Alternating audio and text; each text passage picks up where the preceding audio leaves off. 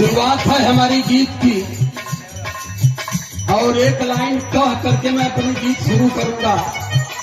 इतना बड़ा गांव क्षेत्र है, मैं जानता हूं कि हर घर में सुनीता जी चर्चा भी की कि 1950 के पहले हमें वेद छूने का अधिकार नहीं था, लेकिन 1950 के बाद जब संविधान आ गया तो वेद हमारे तरफ ठेल दिया गया।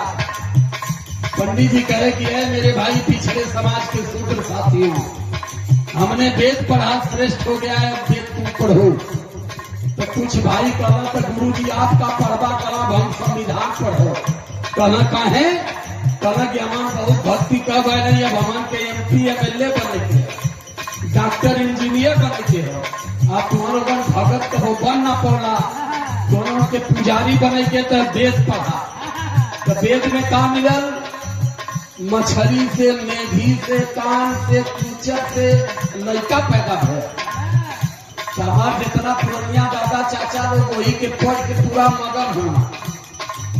हमारे गांव में एक रवीन चाचा रहा, ढेर पढ़े ना रहा, पढ़ाए रामायण पढ़ा। आज रामायण पढ़ा तो हमके बोला मैं कहा की गवैया सुना, हार घुनंदनी प्राण परीते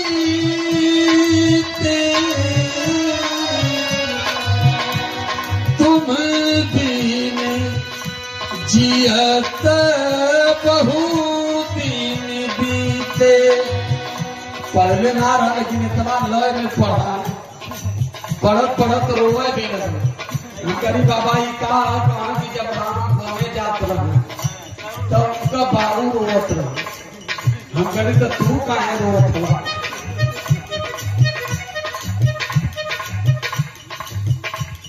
तो हमार लोग वही रामायण में अपन भविष्य तराशे लग रहा। आप पंडित जी संविधान पढ़ के डॉक्टर इंजीनियर IAS PCS मंत्री प्रधानमंत्री MP MLA बन के पूरे देश में शासक बन बैठे। 3% जिन्हें गांव का प्रधान बनने की भी हैसियत नहीं है, इसलिए रामायण और देवी देवता आपको लाए गए। आप 3000 साल